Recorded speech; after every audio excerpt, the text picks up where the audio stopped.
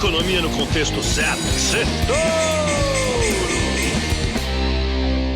Boa noite, ouvintes da Jovem Pan. Bem-vindo a mais um Sextou, resumo da semana econômica no contexto certo. E que semana, essa semana que foi mais curta, né? Teve feriado nos Estados Unidos de Ação de Graças na quinta-feira, diminuiu a liquidez de quase todas as bolsas do mundo. Aliás, a B3 aqui teve um volume 40% menor do que o normal. Isso aumenta a volatilidade das bolsas do mundo inteiro. Hoje, na sexta-feira, também foi Black Friday nos Estados Unidos e as bolsas lá fecharam à 1 da tarde. Mas aqui no Brasil a gente pegou os ursos, foi de jeito essa semana. A bolsa subiu todo dia, segunda, terça, quarta, quinta. Vem ver, vamos olhar as bolsas aqui, ó. A bolsa subiu segunda, terça, quarta, quinta e sexta e tá terminando a semana com 4,30 de alta, aos 110.500 pontos, acima dessa marca histórica aí. O dólar, ó, outra coisa importante, antes de falar do dólar, eu quero falar do risco país. Veja que interessante, o risco país caiu bastante essa semana de novo. Aqui você tem 2 semanas, tá? Em 2 semanas o risco país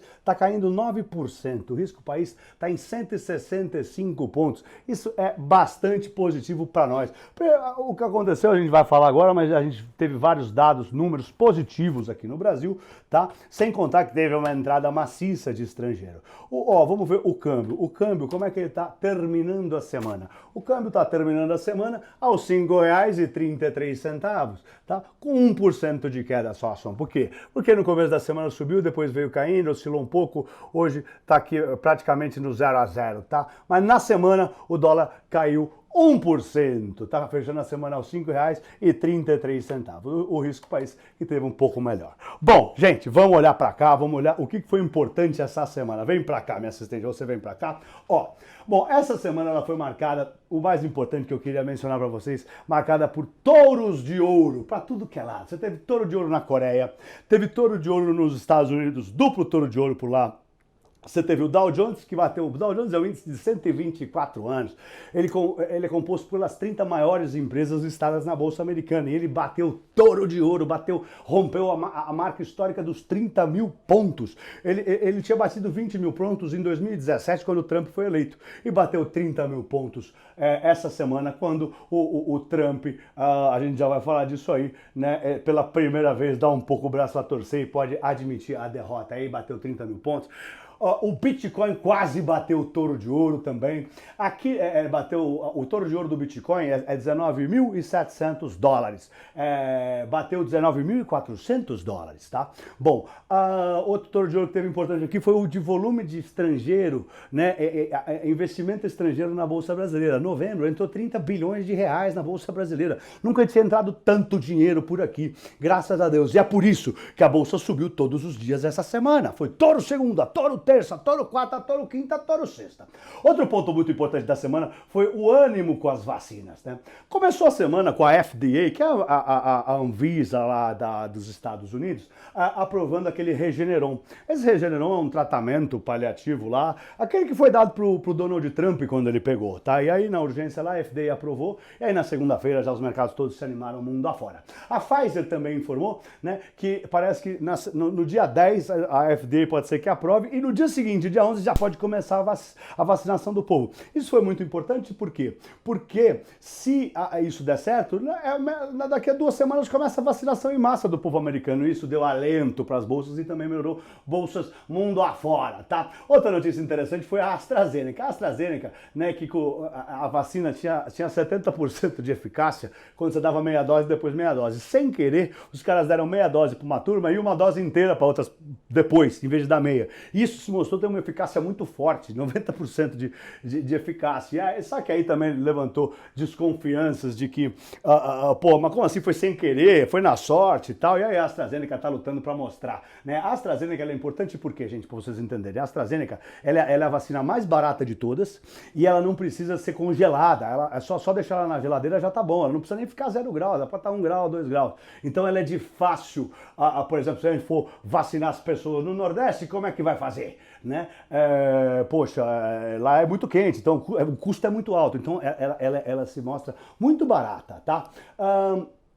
Outra coisa também muito importante, outro ponto muito importante essa semana foi, eu chamei de Trump, Biden e Yellen.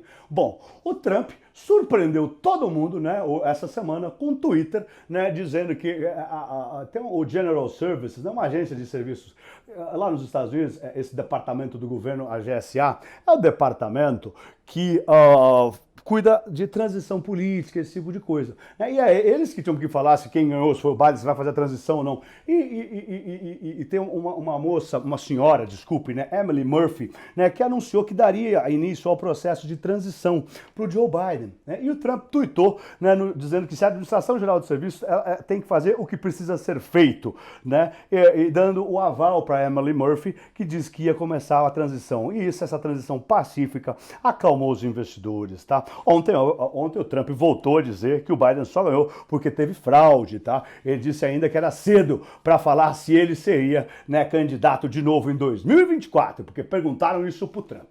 Bom, dada essa situação, né, o Biden, depois que a Administração Geral de Serviços do governo disse que ia começar a transição, o Biden começou a montar a equipe dele, tá? E entre as pessoas, ele convidou a Janet Yellen, que é a antiga presidente do Banco Central americano, e para ser a secretária do Tesouro, vai fazer parte da equipe do Biden. Quem não se lembra da Yellen, a Janet Yellen é uma senhora, aquela senhora de cabelo branco, ela é pró dinheiro pro povo, ela gosta de injetar dinheiro na economia para fazer a roda da economia girar. Então o mercado sentiu nela que hoje o Munich está lá brigando, não quer liberar dinheiro pro pacote, os pacotes de estímulo são o tema de todo mundo, toda hora lá nos Estados Unidos, de todos os senadores e os deputados. A Janet Yellen chega muito provavelmente para liberar dinheiro para a economia americana, e isso é bem positivo, tá? Outra coisa muito importante, né, além dessa transição mais pacífica ter dado ânimo para os mercados também, o presidente da China, o Xi Jinping, que não tinha se manifestado sobre a eleição americana até agora, mandou uma nota de parabéns para o Joe Biden e disse que ele espera que administrar as diferenças que o Trump criou, né, e se concentrar na cooperação das duas maiores economias do mundo. A nota de parabéns da China diz que quer promover um relacionamento saudável e estável e defender os princípios de nenhum conflito e nenhum confronto com os Estados Unidos, tá? Foi, aliás, depois disso que o Joe Biden começou a montar a equipe dele, tá? Bom, outro ponto muito importante foi as atas do FONC, do FONC, que é o Banco Central Americano, e do Banco Central Europeu. Bom, não tem muito para falar disso, a única coisa que eu tenho para dizer é que eles só falavam de estímulo, que precisa de mais estímulo, ou melhor, da falta de estímulo, né? O Banco Central Europeu também teve travado, lembra que a gente falou no sexto da semana passada, né, que alguns países do leste europeu vetaram o estímulo novo de 2 trilhões de euros por lá. Lá nos Estados Unidos também está uma briga lá tanto é que é por isso que a Janet Yellen chega para agregar, porque parece que ela vai liberar os estímulos. Tanto os banqueiros centrais dos Estados Unidos quanto da Europa disseram que a falta de estímulo obviamente vai ser ruim para as economias. Outro ponto muito importante dessa semana foram as novas restrições por conta do coronavírus, principalmente na Europa, né? Lá na Europa o Boris Johnson já avisou, né, que o caminho é longo, avisou os ingleses que é longo o caminho da recuperação, para eles se prepararem para longos meses. A Angela Merkel também, né, já avisou que as restrições, né, ampliou as restrições mais um mês, até o dia 20 de dezembro vão as restrições lá na Alemanha, sem contar que hoje ela pediu, na sexta-feira, para que fechem todas as estações de esqui da Europa. Não sabemos se vai ser atendido, mas é o que ela está pedindo, tá? Vamos fechar e não vai ter férias no inverno europeu, tá? Ela está preocupada com o Covid está muito forte por lá. Por aqui, né, eu conversei inclusive com a secretária do governo de São Paulo, Patrícia Ellen, tá? Ela é secretária de Desenvolvimento Econômico de São Paulo, do governo de São Paulo, mas ela está cuidando, nessa situação de emergência, ela está participando do comitê lá do Covid-19 para cuidar aqui, e ela me disse que não há uma segunda onda, que existe, apesar de ter tido aumento de casos nas últimas 2 semanas, não há uma segunda onda, né? E que a gente é um momento de cautela e não de pânico, tá? Então, gente, na hora de votar, caneta própria para não usar a caneta dos outros, máscara e distanciamento social.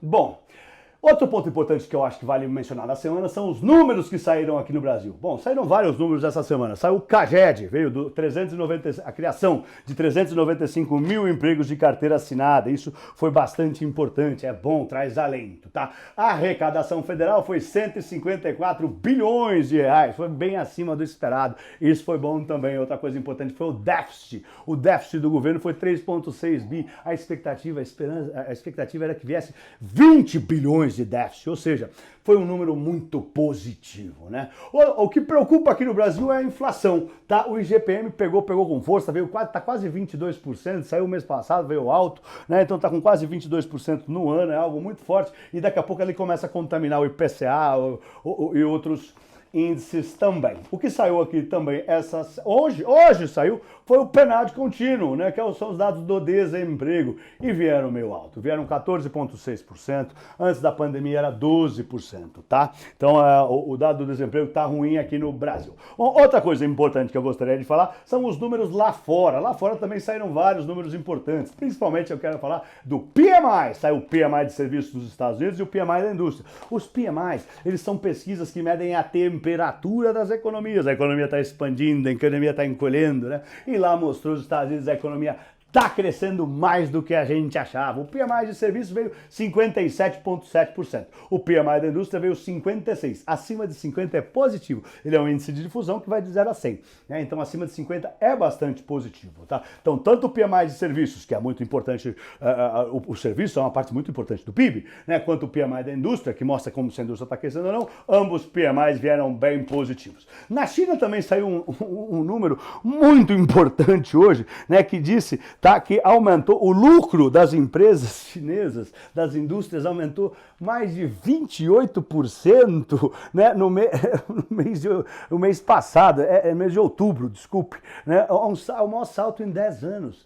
É uma coisa muito forte, tá? Então, isso também trouxe alento e foi bom para as bolsas, né? Uma coisa que eu queria mencionar, que não está aqui, que não diz respeito a esses pontos, mas é importante, é que o volume de BDRs na nossa querida B3 aumentou e aumentou com força. O volume de BDR aumentou 80%, está operando mais de 200 milhões de reais de BDR por dia. Depois que eles abriram para as pessoas físicas, os BDRs aumentaram bem. Bom, o volume de BDR aumentou bem. Agora vamos falar sobre a semana que vem. O que tem para a semana que vem? A semana que vem é a semana dos PMIs, que vão medir as temperaturas da economia em tudo quanto é lugar. Só lembrando, quando eu escrevo em vermelho, é China, verde, Brasil, preto, zona do euro, azul, Estados Unidos. Então, na China vai sair o PMI da indústria, aqui no Brasil vai sair o PMI da indústria e vai sair a balança comercial, que é importante também. Lá na zona do euro vai sair o PMI da indústria, né, vai medir a temperatura da indústria lá na zona do euro. Está aquecendo ou está esfriando?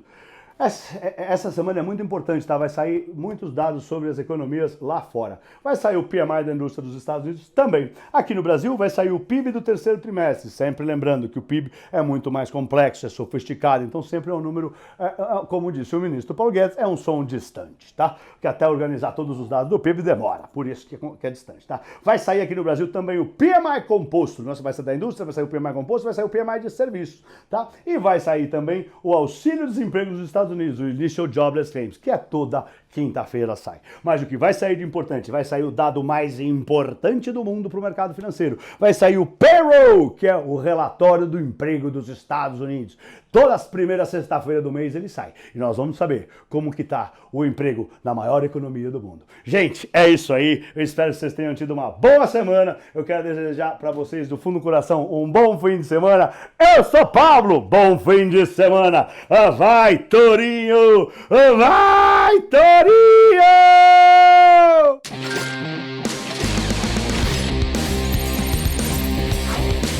Economia no contexto certo. Sextou!